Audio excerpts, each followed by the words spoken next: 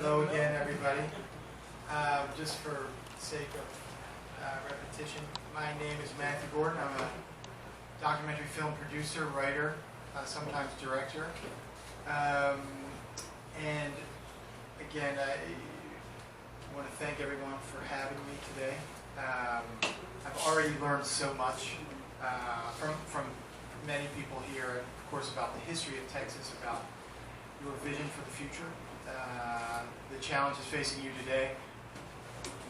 And I guess I came here, I tell a little bit about the history of the project. I work for this particular documentary series. It's going to be a 4-hour documentary series that's going to go on Dutch public television in the Netherlands. And this group of people that I'm working with that are Dutch. They speak perfect English.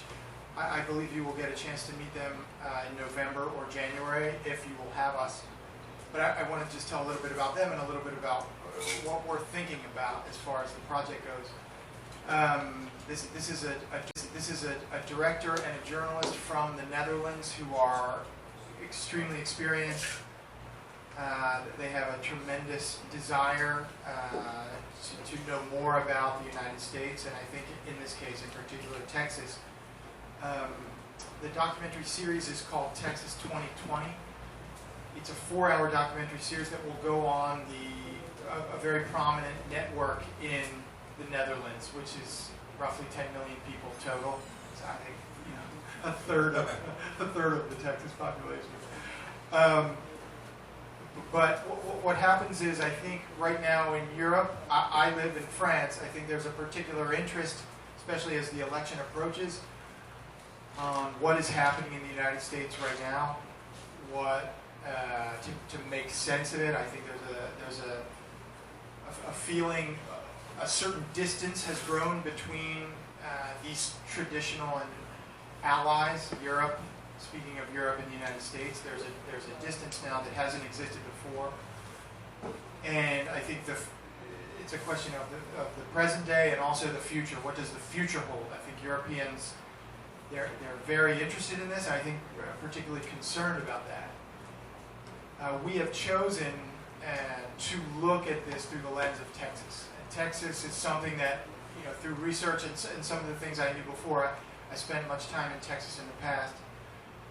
That Texas, generally what is understood in research is what happens in Texas happens, particularly the Houston area. I'm just going to specifically speak about some of the things I've read. What happens in the Houston area happens 10 years before things that happen in the rest of Texas, which happens essentially 30 years before what happens in the rest of the country. So I'm sure you're aware that you are citizens of the vanguard of the country and also the world, and everyone, whether you realize it or not, has got their eyes on you. And that's why I'm here. And I think the goal is to understand what's happening today, I think, in your organization, and what your vision of the future is for your organization and how that affects the greater Texas, the greater United States, and I think in many ways the world. So this is my first day. I flew in last night. I've been doing a lot of research on paper. I've talked to a lot of people on the phone, including Mr. Branham, a couple of times. It's been a pleasure to meet him and to exchange a lot of emails. And now it's real. I'm here. I've been very lucky to be part of your meeting today and speak with so many people, meet so many people, have so many interesting conversations. A lot of homegrown lawyers in the house today. Very impressed with the knowledge base that you have, because knowledge is power, I think, as we all know, and that goes back a long way. And so that being said, being my first day, I just don't know what the story is exactly yet. I don't know exactly what we would like to film yet, but I can say it starts here at your meeting. It starts here with your passions. It starts here with your goals and your vision for the immediate future and the long-term future.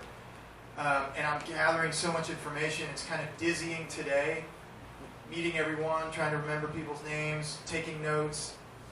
But if it's okay, over the next several weeks and maybe next couple of months, maybe I reach out to some people. I have some cards. Reach out to some people with some questions, some follow-up ideas.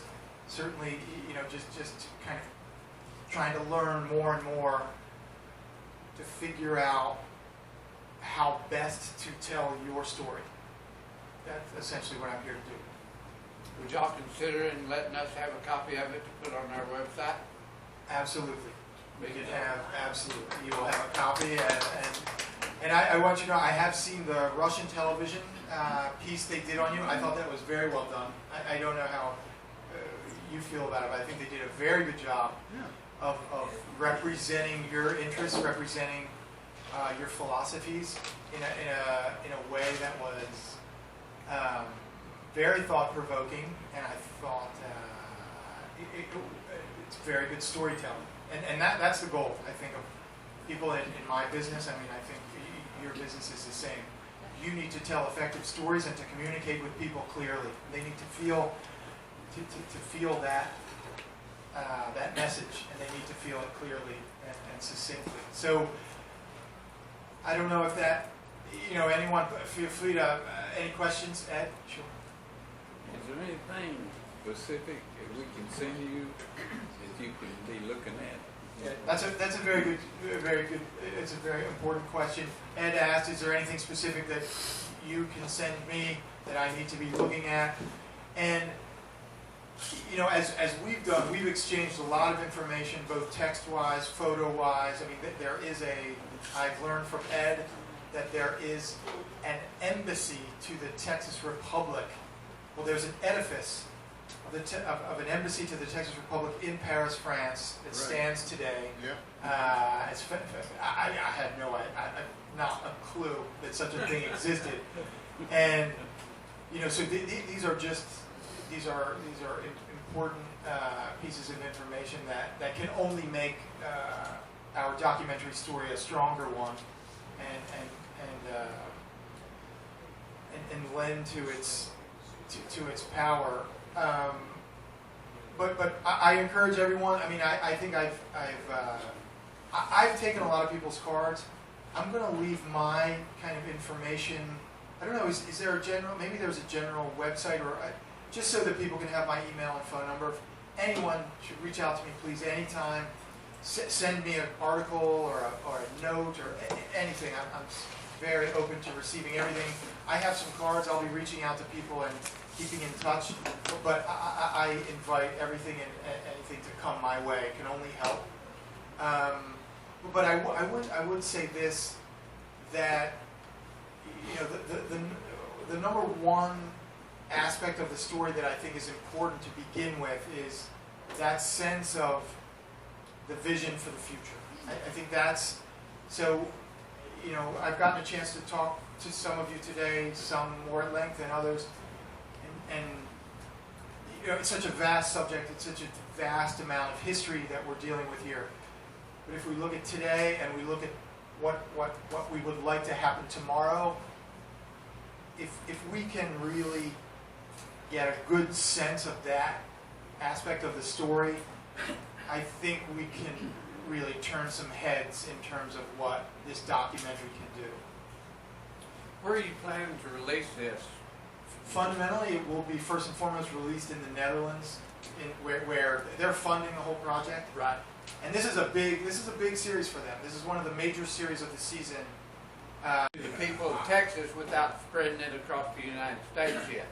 I mean, I don't care if you spread it across the United States. I just want it to reach the people of Texas. That will help us tremendously in establishing a larger membership. Yeah. For us. And I think the business in the United States works. If someone's willing to buy it, we will sell. I mean, I work for the Dutch Public Television, but certainly that's the goal of every documentary or every any series would be to have it sold and seen all over the world. So that we would have to see. I guess it's also going to depend on the quality of the work. But I do want to say, it's a 4-hour series. I would say that the segment on, it's broken into 4 parts, roughly, kind of the Texas identity and kind of introduction to the Texas iconic character. We're going to take a look at sort of climate and energy. We take a look at politics and take a look at immigration. Excuse me. So I think the segment on your part would be between 10 and 15 minutes total. I should clarify. Within 4 hours, it's actually four episodes of about 40 to 45 minutes each. So it's not 4 hours. It's 45 minutes times 4 is a total running time. Something like that.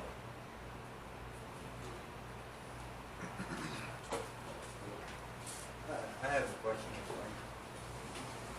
So are y'all going to be doing like this research?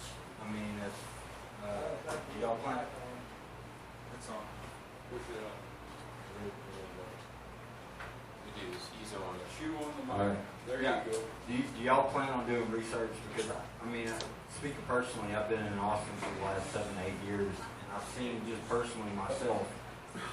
I mean, the population of Austin itself has grown from maybe around 100,000 people to nearly 800,000 people just in the last 2 decades. And I know majority of that has to do with people from Southern California moving here to Texas to try to change the identity of Texas itself. Do y'all plan on doing any research into something like I that? think it's a very important subject that we will address, at least, I think directly and indirectly, I would say. Texas, part of the reason we chose Texas, and that was largely, in terms of what we were trying to look at with the other Dutch producer, director, was what is the best way to tell the story of by friend to friend to friend, or connection of this to that. It's through people. It's not through some guy sitting at his computer all day reading story after story or book after book. So I would really appreciate any contacts you have to people like the Paul family. I mean, Dan Patrick, I made a joke about that, but he's a remarkable person, and he's a very influential in Texas politics today. He's changing the landscape. Well, as far as recent history goes and Texas' connection to the American government, the Paul family is probably the most important figures that I can think of. I mean, there's no one else. I mean, Rick Perry's name gets thrown around a lot, but he's a buffoon in my opinion. But seriously though, Grandpa and Ron would be, if you plan on shooting this through the lens of Texas and having it reach out to the United States, Ron Paul and Grandpa would be a great place to start. It's an excellent idea, Yeah. and I haven't even gotten there yet. So thanks for the reminder. I can connect you with Ron Paul. That would be tremendous. Thank you very much. Thank you. I have a simple question. What language will this be? That's a good one. Texas. I gotta say, I've worked with the Dutch before. They speak perfect English because there are 9 million Dutch speakers in the world, so they learn English from a very young age. They have an accent, but they speak extremely well. So when they come with me, I will be here, and with them, 2 or 3 others. Everything's in English, and everything's perfect, and they work in English quite a bit. But when you see the final product, of course, everything's in English that we film in Texas. And even the interviewer, there's a journalist who interviews, and he's on camera. He's speaking English, but everything that is broadcast in the Netherlands has Dutch dubbed into it, so it's overlaid the Dutch language. But the copy you will have will not have that, and so it'll just be straight up English. Period. I was just going to say that I used to work for an airline, a U.S. airline, and we had a contract in Paris doing flights to France and all over the place. Anyways, our handler was from Holland, and he had to learn 4 languages in high school. Yeah. And so he was obviously good at I guess French, English. He was definitely fluent in English, and that was normal in Yeah. Holland. It's 4 languages in high school. Yeah, yeah, very, very, very true. And the different world, and their countries are very close. I mean, I think, from Amsterdam, you drive 2 hours. You can be in Belgium. You can be in France. You can be in Germany. It's probably also geography. Right. I want to test your reaction. Okay. Now, you're a Frenchman walking Get down close the to it. You're a Frenchman walking down the street, and I'm walking the other way, and you come up to me and say, well, where are you from? And I say, Colorado. What's your reaction? Yeah, where's that? What, Colorado, you said? I said, what would be your reaction to that? What would be your reaction? I would be like, are you a skier? I love skiing too. Well, I would talk about skiing. do they actually know where Colorado is? What if I say I'm from Texas? They know where that is. Everybody does. Yeah. Yeah. I mean, people know Colorado because of skiing, but it's not. Yeah. I think. Yeah, Texas unto its own.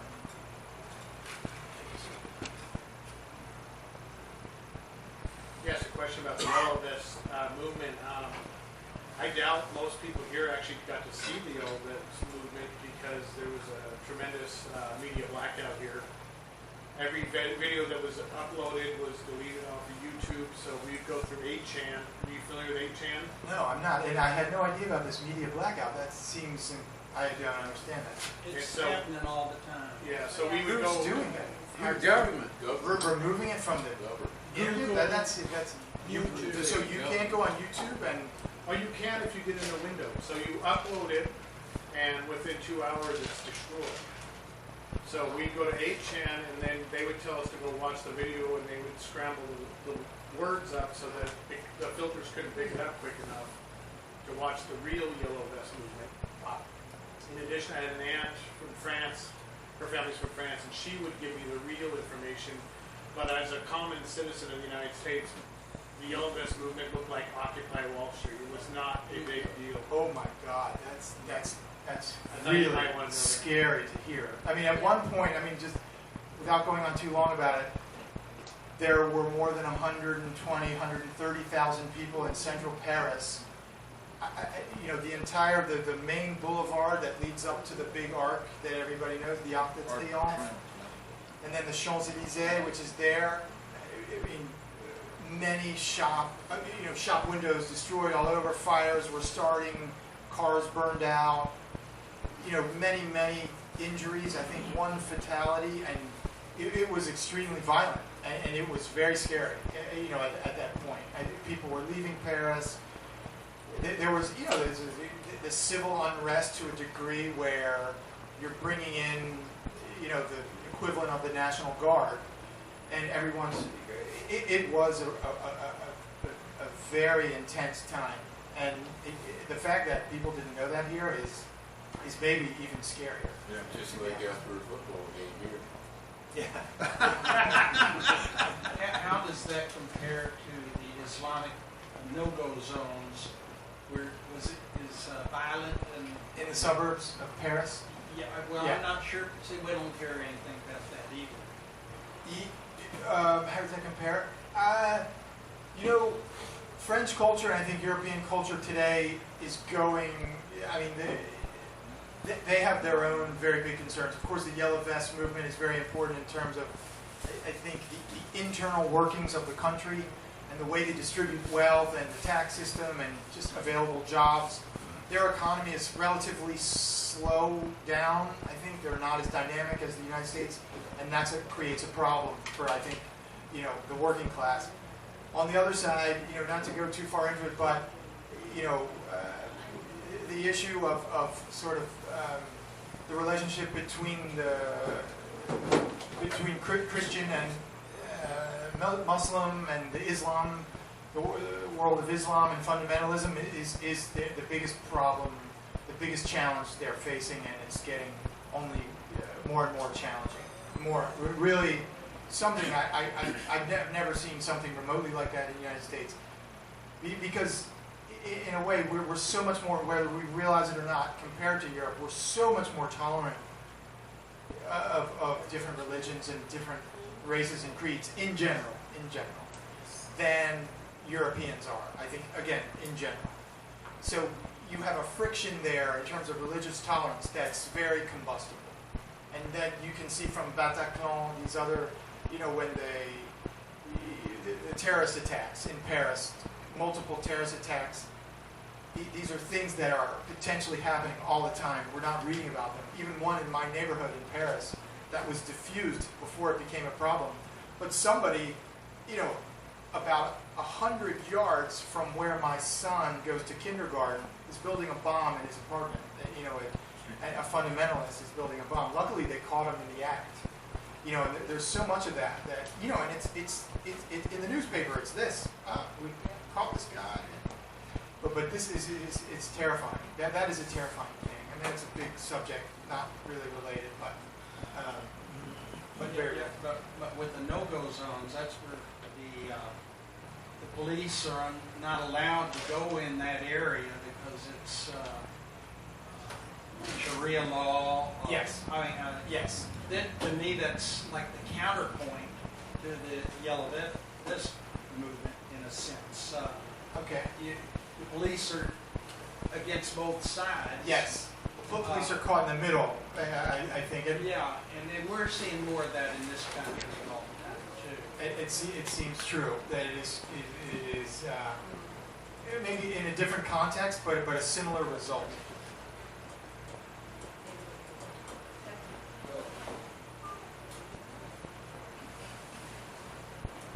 Well, being from Maryland, you've got one saving grace anyway. At least you were on the Confederate state back then. Amen. South of the Mason-Dixon line. Thank God. Another point.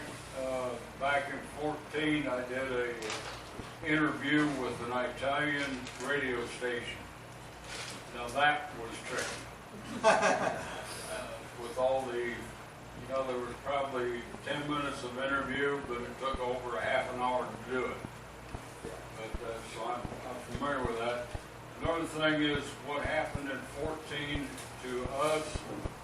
Is any of that information useful to you in what you're doing? Are you referring to the situation with the FBI? Yeah, FBI and all the others. As far as history of your organization, it's obviously very important. At this time, I really don't know if that would be part of our story or not, or if it would even be mentioned, for example, in a voiceover. I kind of don't think so. For me, I read about it and I kind of, read about everybody involved. I think it's kind of tangential to the real story of what you're trying to achieve. But, and that's something that we're going to talk about together as we go. We're here to make it together. We're going to make it together. I think that's what a good documentary is. It's telling the story together, a human story. It's not about picking a side or making it political or something like that. I think that those are poorly made things. Matthew, I think one of the reasons John brought that up is because the media came out against the Republic of Texas on every side there. Sure. Okay. They kept painting us as terrorists wanting to kill people. Sure. And just to jump in about the media too, I work for, this is a public television network in the Netherlands. So you can imagine, this is about as far from media as you can get with still be in the media. When it comes to making documentaries, like a long-form documentary, this is the farthest edge of media that you can get.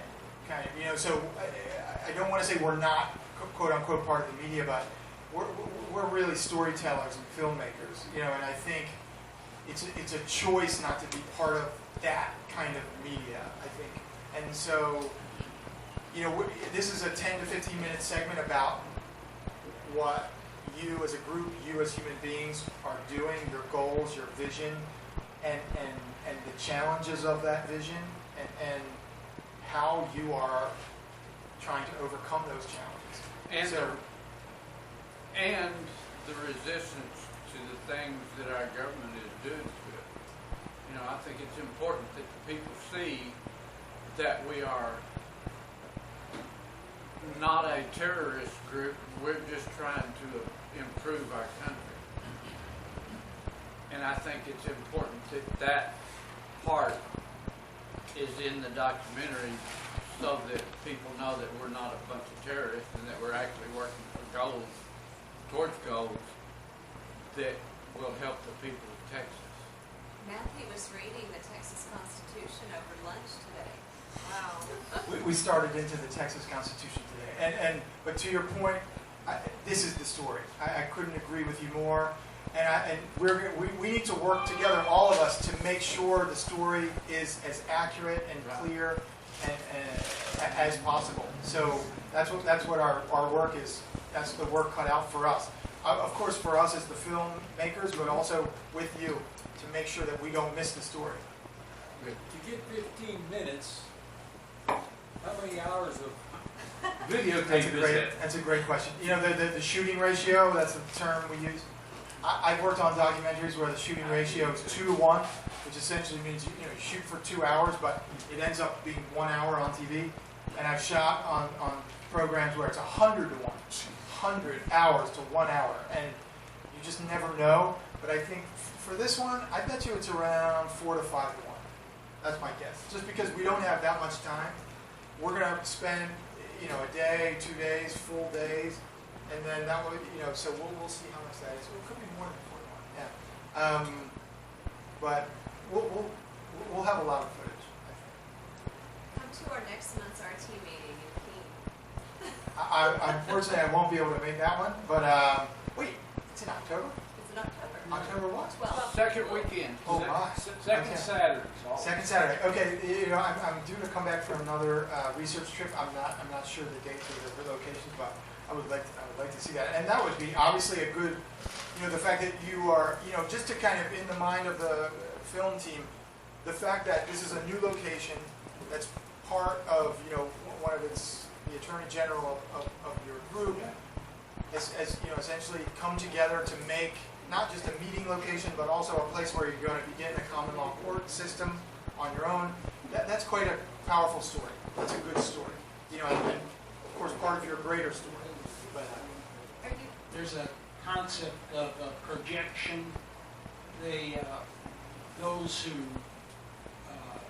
counter us will accuse us of the very same crime that they are perpetrating.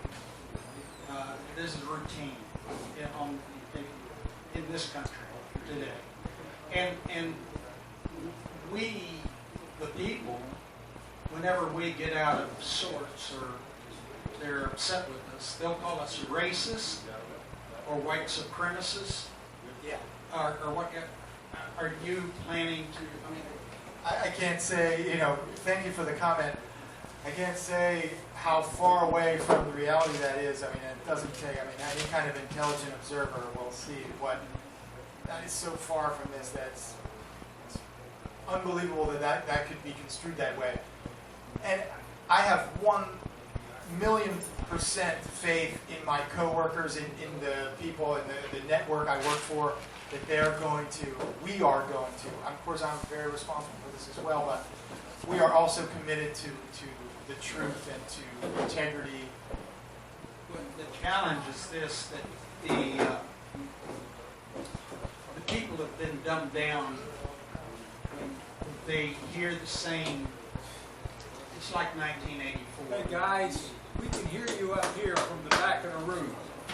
And so, Hey guys in the back of the room, we can hear you up here.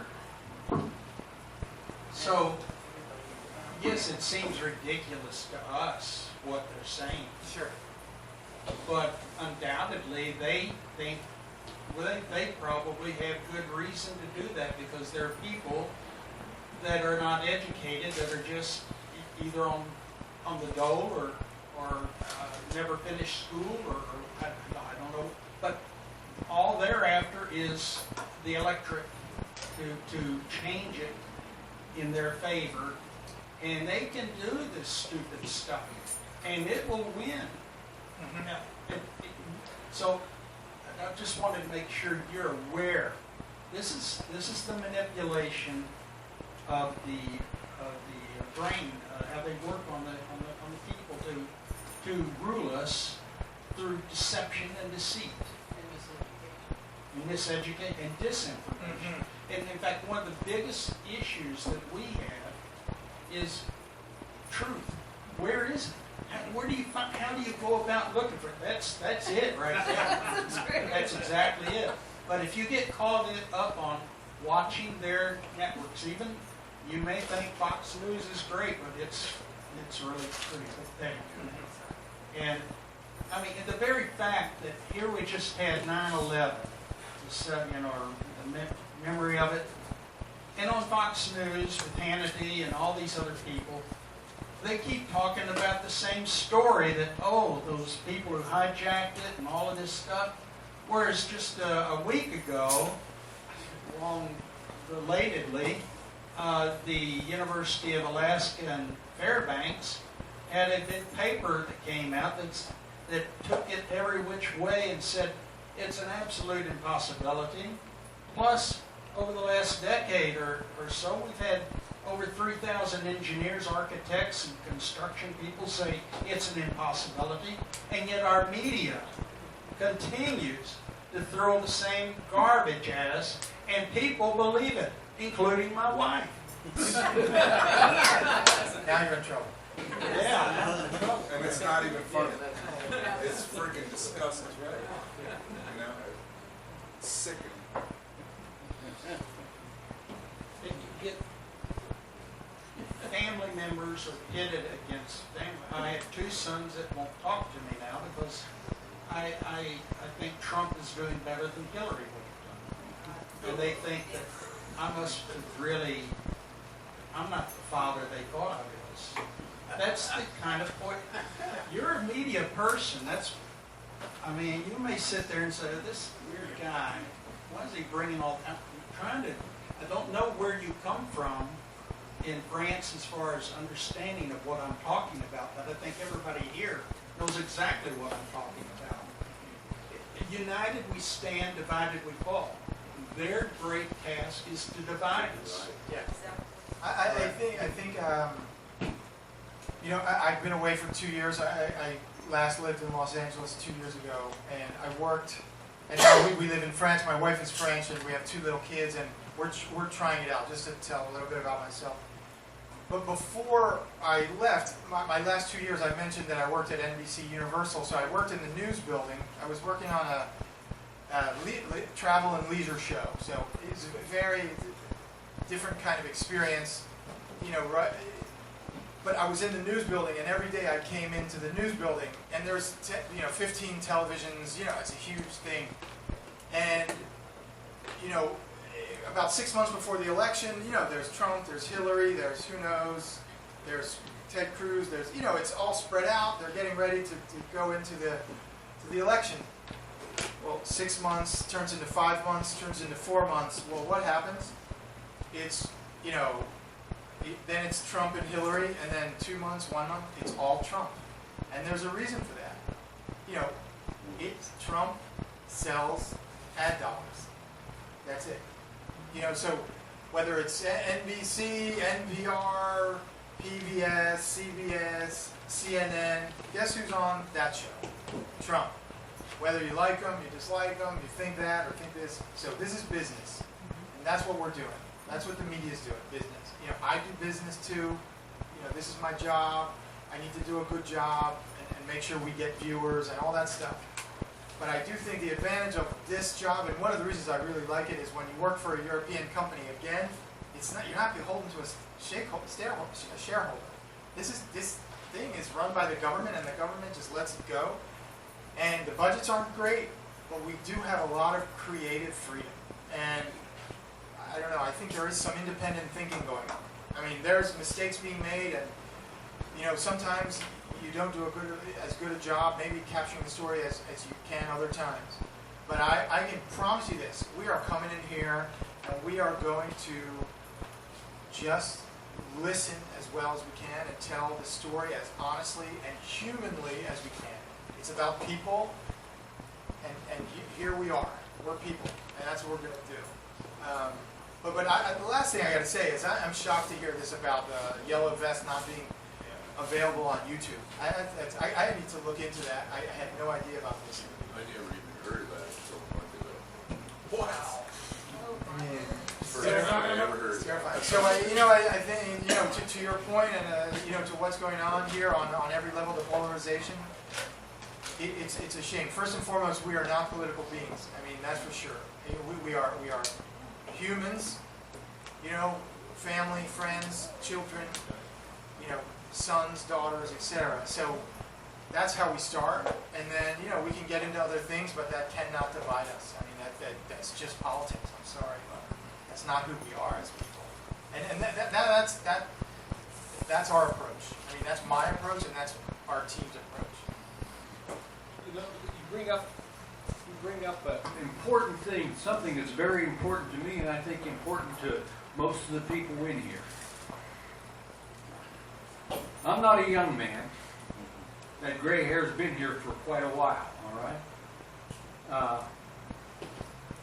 My wife keeps telling me, I thought when we reach this age we'd be able to enjoy life. We are not enjoying life. My every day is spent fighting the government. Every day is spent fighting the government. Not for myself, not for my wife, not for my son, and I have no others in my family. Okay? It's being spent for humanity. God put me on this earth to do something. And it's not about me, it's about what's right for humanity. And we're not getting that in this country.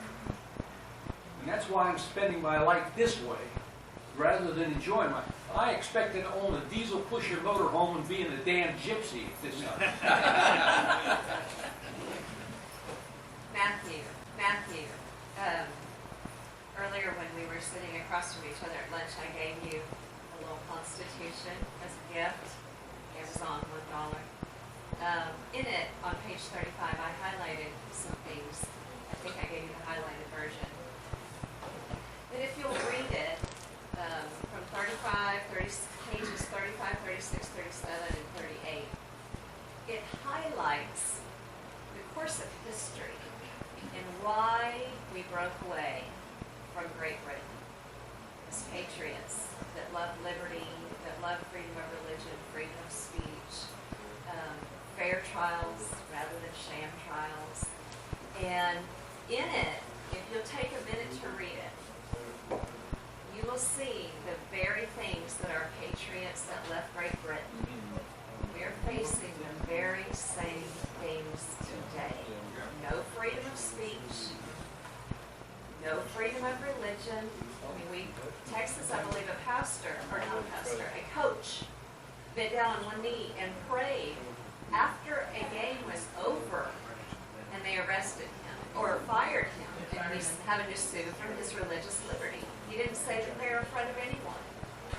He knelt on the field after the game was over and prayed silently to his God, and they fired him. We are in the same thick of it on sham trials. We've got people here that can testify to that. They have been through fraud, sham trials. The fruit of illegal searches and seizures have been brought out in a trial. All that is violation of every federal and state law, and yet still happening constantly. And if you read it, our patriots that were God lovers, the very foundation of this country. You asked me if I was a religious woman. I don't like to think I'm religious, but I believe in my God, and I trust His Word. And whether you label me as religious or not, it's not about religion. It's about a spiritual walk with my Creator. But in this tiny little document, it lays out exactly what those patriots who were acting, because this is also a spiritual document. It tells us where our liberty comes from, that it comes from our Creator. My rights and your rights don't come from a judge, don't come from a sheriff or a deputy or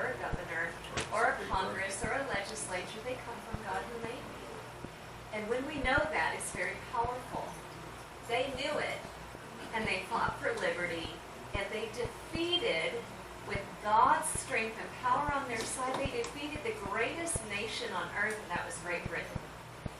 And this country was the fruit of that. And this foundation of this government was formed on people whose hearts were subdued to a God, who are lovers of liberty. And if you just take a minute to read, that will be a blessing. It will bless you. Great Britain was defeated by a well-armed militia.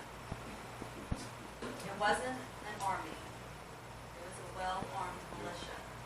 And our government now and the politicians are trying to pass red flag laws to take away our guns. And that's a slippery slope. That's for a reason. See that, please.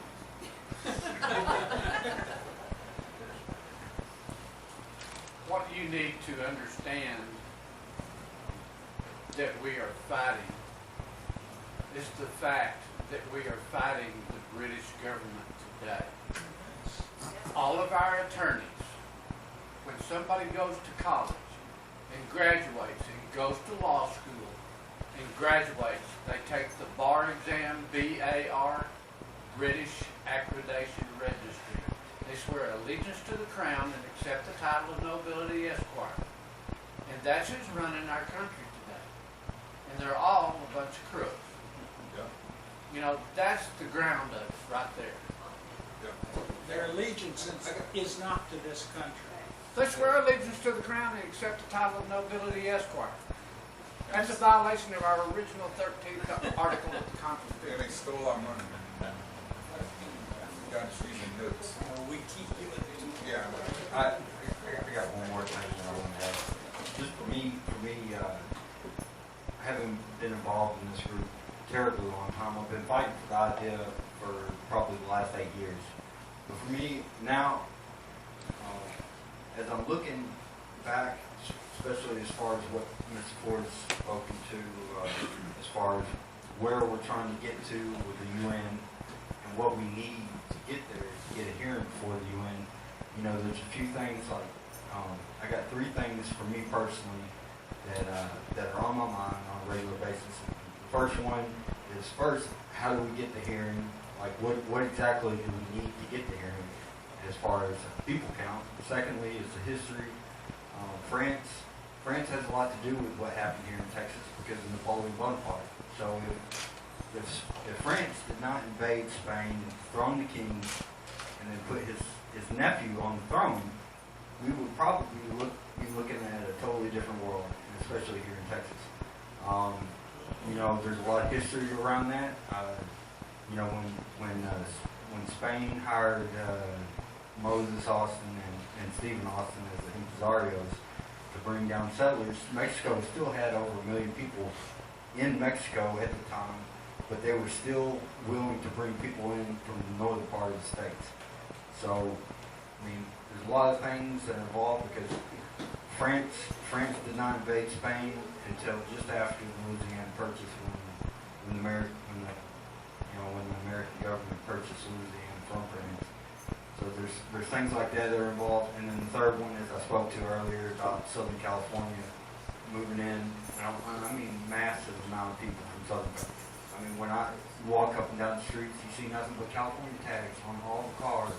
People walking in California Republic shirts everywhere, all over the Capitol. And the Capitol is where people from the territory get together to do business. And when somebody shows up in a number that more than 100,000, that sounds like a land invasion. I mean, to anybody that is rational, and if you would go back in time and ask anybody and say, what does it sound like when 100,000 people from over 1,000 miles away show up into one area where everybody gets to do business together? You're going to say land invasion. So these 3 things is what I'm concerned about. And you say that we have 15 minutes, and I hope, for me personally, that those get included. Well, let's do it together. I had 2 points. One partially covered. And, well, I guess the first, most important one is, will the powers that be within this committee get to review it before it's released? Do they have approval on this? On this particular project, other projects, I know they do. Most do, some don't. I don't know. I need to check on that as far as what their procedure is. Yeah, because That's a good question. my concern and my hope is that we're not shown as some offshoot starting something new. We are trying to restore our unalienable rights that God gave us, and that these assholes, excuse my French, have stolen from us. The word in French is connard. But that's my point. We are here trying to restore what was stolen from our ancestors and right the ship for our, not the ship, because we're not vessels on maritime law. Anyway, we're trying to right the ship for our children and our children's children so that we have a future going forward that isn't full of fear. They have monetized every hair on your head. You can't do anything in this country without having a license or their permission. That's not how this country was founded. And that's, I just would not want us to look at like some fringe, freaked out group trying to start something new because we don't like what's going on. No. I would want anybody who sees this to realize our rights were stolen. I don't want their permission. These are God-given, unalienable rights, and they're leading them. They're stealing our property, our children, and everything. So that's what important thing. And I'd say the number one thing is we can address all the specific, I think, producerial questions. They're easy. But I think what we have to be prepared for is making sure that, we're going to have time to prepare for this, but when the day comes when we're shooting, we can't forget to say these things. We can't forget to communicate these things. And I don't think we will. You won't and I won't. And, it's hard, the camera, the camera photographs, as the old saying goes in the film thing, the camera photographs as subtext, meaning that the camera knows the truth. I think, I think in the right hands, I think the people that I work with, this is the right hands. So I feel 100% confident that this will be a work of integrity and the truth, and there's no way that will be missed. Awesome. I have one to Amy's thing. I was present along with a number of us on Valentine's Day. That was 2014, was it? Yes. Yeah. And I'm the guy that called somebody back in my hometown who was very diligent, and he took care. He got some press there. And I thought, well, we're set now. We have the press there. They're going to see all of this going on, and we're going to be in great shape. So after we left, we went to eat dinner, and we watched the television in the restaurant. And they painted us as from the past as killers and terrorists, and that's why she asked that question. We've run into this many times, and people come dandily walking in and saying, "I want to do a piece on you," and then I thought they were going to do a great piece on us then, but they do nothing but destroy you. I think also I'm very sad to hear that. I think one of the things is I'm not going to even ask who that was, but 95% of people do that, and so I'm not even going to say, of course I'm part of the 5%, but but what I need to do is send you work that we've done in the past, and that's how you know. I mean, you know from people's background, you know from their resume, and so that I will do to Ed. I will send Ed. We did a series together several years ago that was about America as well in 2016. So that was 8 hours. And we went all over the country telling different stories about America at that time. So, this is really a follow-up. So I will send you that series, and you can take a look at it. You can see how it's done. Yeah, I think. But It's not necessarily a well-known fact. I just recently found out about it myself. But our dear president, Ed Branham, was a target of a dirty Office of Attorney General occupant in the 90s. And he was doing a lot of illegal things, like ferociously illegal. And Ed, at the time you were not president, right? No. But he was with the Republic of Texas, and he took steps to make it known the crimes of this Office of Attorney General person. I'm not going to mention any names, so I'm not here to slander, negatively paint the name of the individual. Just I'll shorten the story. He made it known about the crimes of this person who was holding big time office here in Texas. This particular Attorney General decided that he was going to come after the Republic of Texas and started litigation and fining. And so Ed and the group back in the 90s decided that they were going to countersue. And they countersued 10 times what the OAG was trying to sue them. And so there was this litigation going back and forth. Well, Ed got a hold of the right person who heard the story about the dirty OAG's shenanigans while in office. I mean, he was doing high crimes against people, like violent crimes against people for money. And got that OAG removed from office and criminally prosecuted and is sitting in jail still today. This man right here is while the law is being enforced and the whole government accountable when they use their office to commit crimes. So if anybody wants to say a negative story, that is a very positive one. Why? What is the danger to the people? The danger to the people is a rogue government official who uses their office to commit heinous crimes. And it was because of his work and diligence and the people that were in the Republic of Texas at the time that man is still behind bars today. Thank you, Ed.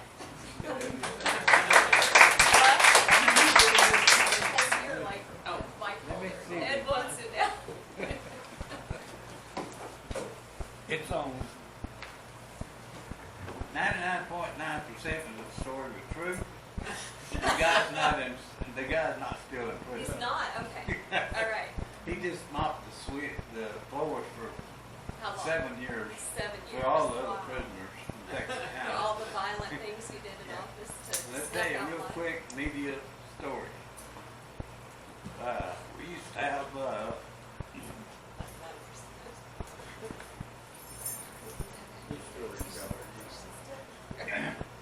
every 2 weeks we had a meeting in Victoria that I put together and a couple of other guys. And one night, a local news lady come by. She wanted to interview our Secretary Treasurer.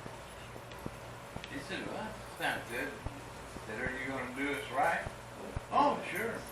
She interviewed about 45 minutes. Well, come out. We got home. Got out of the meeting, went home. Turned the 10 o'clock news on. This is local channel, Victoria. Here comes a split screen with some of what he was telling her. And white coal burning on the other side. They find Waco on us. Oh, shit. Oh, really? They killed 84 women and children, burn them to death. Susie, did you want to say something? I saw you had your hand up before. Yes, I've got one question. Okay. Mike there for me.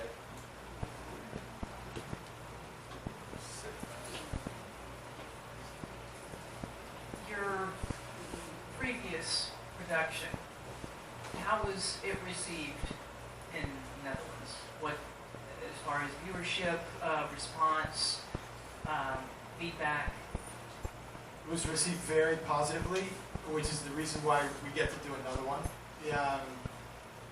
And I think the strength of that production, and I hope we were able to all do that with this production as well, is showing Americans at their most human. You know, there's an intimacy, I think, to what we're trying to do that you don't see. This is not a news piece.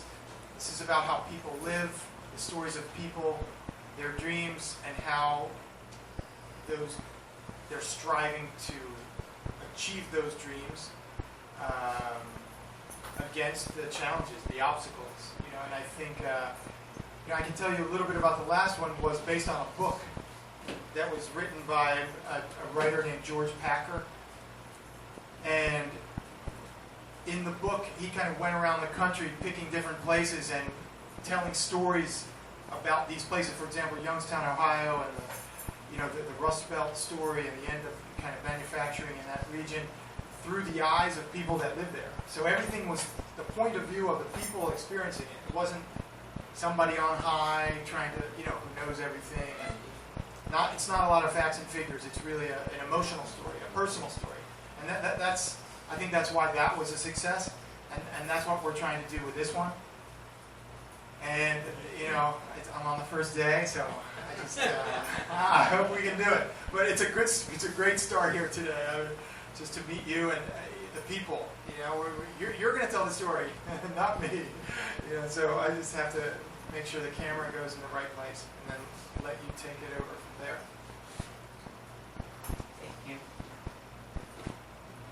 I want to make a comment. Not that I haven't made one. I think, I don't know how many of you watched that Russia Today piece, but I thought it was quite objective. And these guys are Europeans. They're not American news media with an axe to grind. And so I think we should give them an opportunity. And I think we just need to present ourselves as peaceful people who believe in law and order, and we believe the law is on our side. And so we're just trying to assert our rights that God gave us, and that's it. And we're doing it within the law.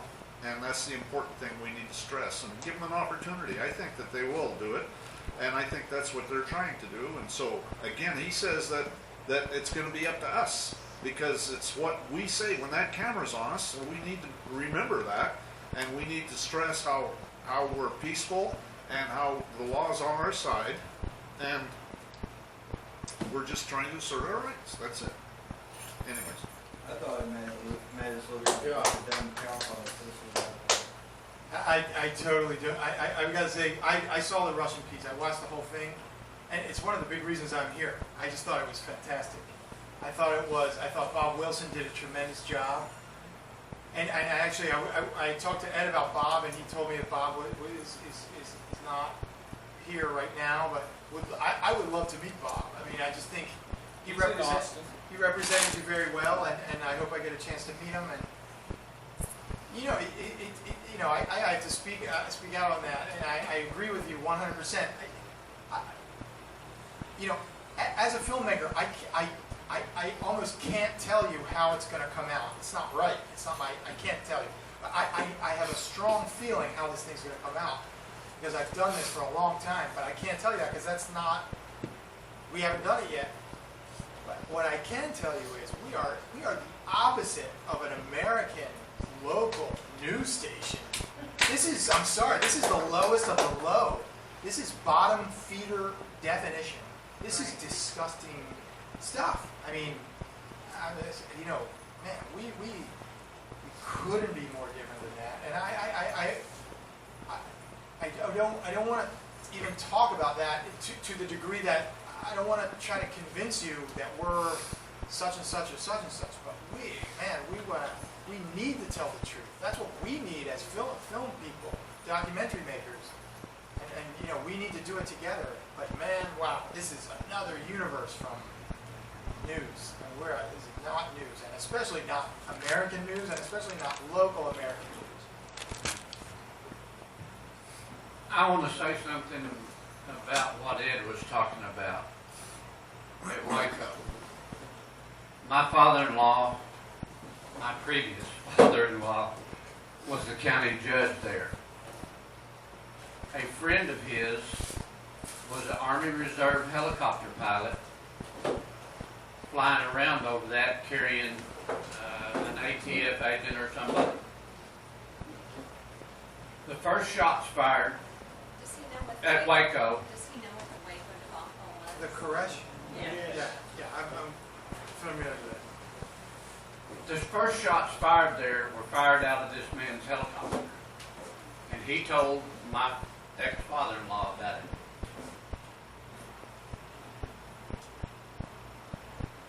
He went out there to see what was going on and walked by the NSA trailer.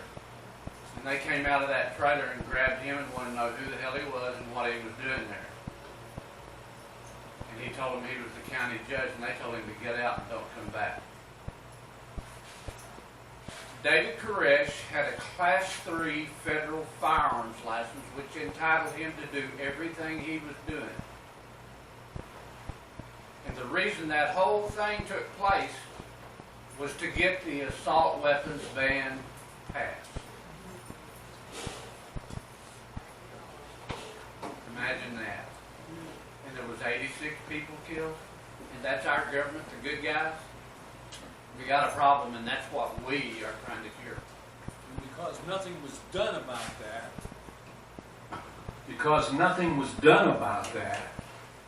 it's gotten worse and worse. All of these what do they call these violence that someone comes in there with an AR-15 or something and starts shooting up everybody. Mass shootings. These are being conducted by who? And how many of them have been play acting to begin with? And so how many of them actually ended up being play acting that was played to us as actual violence? So this government does nothing that it doesn't do by deceit. And that's exactly what they're doing to us every damn day. I read a Human Health and Services report on the mortality rates and the causes of death in Texas. And there are more people that die from falling, like off a ladder, off a rooftop, whatever, than there are gun violence actions. But you don't ever get any media attention about not selling ladders anymore. There were more deaths from knife wounds than there were from gun wounds. There's more deaths from cancer. There's more deaths from car crashes. There's more deaths. The gun violence is low, but it gets all the media attention. And if there's a gun violent act, it's always fun. I mean, we all saw the movie Wag the Dog, right? Where a whole war was fictitious. A movie that came out, I don't know, what was it, in the late 90s? Or was it? It was when Clinton was in office, right? Right. It's just interesting how things can, evidence can be manufactured against someone. And if they want guns removed, they'll find a way to get it removed. But it is our fundamental right. But again, the cheapest prison is in our mind. If they convince the masses to give up their arms, they're gone. They did it in Venezuela.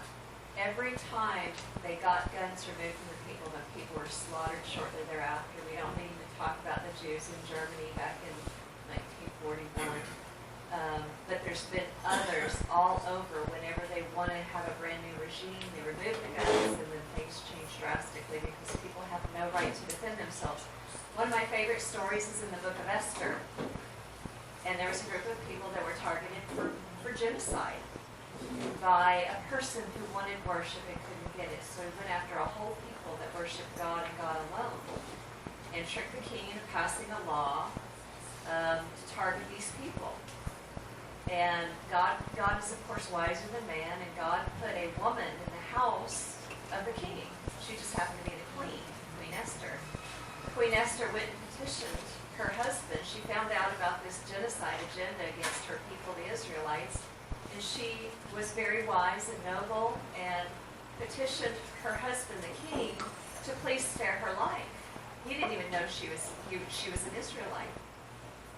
And what happened was, in her petition, and she was wise, she fed her king husband first with a feast, and she didn't go in front of her king husband wearing curlers and a sweatsuit. She went in wearing her royal regalia and all her jewels and her makeup on, and she petitioned her king husband to come to dinner with her at her house, and then she begged for her life. And the king said, "What? Who would take your life?" She said, "This man, Haman, your Vice President, he has targeted me for death and all my people. Will you please spare my life? And what happened was Haman, the very man who wanted this whole godly people wiped out and slaughtered, an act of genocide, were spared, and it was Haman that hung from the gallows that he built for Mordecai.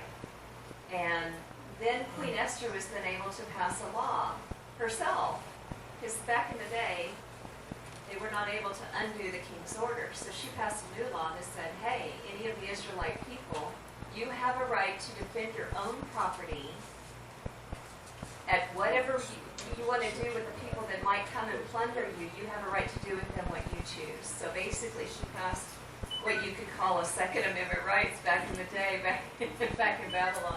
Fascinating story in the book of Esther. But there has always been government can target whatever groups they want to go after and malign them and stain them and target them for genocide. And, our guns are our defense. And it's actually set up in our country for that reason, specific to government, to keep governments and all the people free. Thank you. I yield. Yeah, I just wanted to ask you, have you ever heard of the Smith-Mundt Act? Okay, and after World War II, the soldiers coming back were aware of the propaganda that was being run on the American people domestically. So they petitioned to have this act done, the Smith-Mundt Act. Well, in 2012, President Obama, in 2012, he did the modernization of the Smith-Mundt Act, which allowed for domestic propaganda again. So maybe you want to look that one up. You need to look that one up and add that one in there somewhere, because that's what's happening to us. So, thank you. Thank you. If you'll give me your email address, I've got a breakdown of all of the gun deaths in America every year. You'll be absolutely amazed at the percentage of those gun deaths are done by people who are supposedly labeled as terrorists or mass killers or whatever. It's basically nothing. Just give me your email address. I'm Senator Ballard, Brazos County District Court. Not anyone here that hasn't enjoyed this conversation this afternoon any more than I have. We got some people here that's got a long ways to get home. I'm going to make a motion that we recess until October 12th to our next session. You already made it a little bit earlier. Well, we've already, okay, and That's I all they agree. wanna go? So we'll go ahead and cut this off, but before we leave,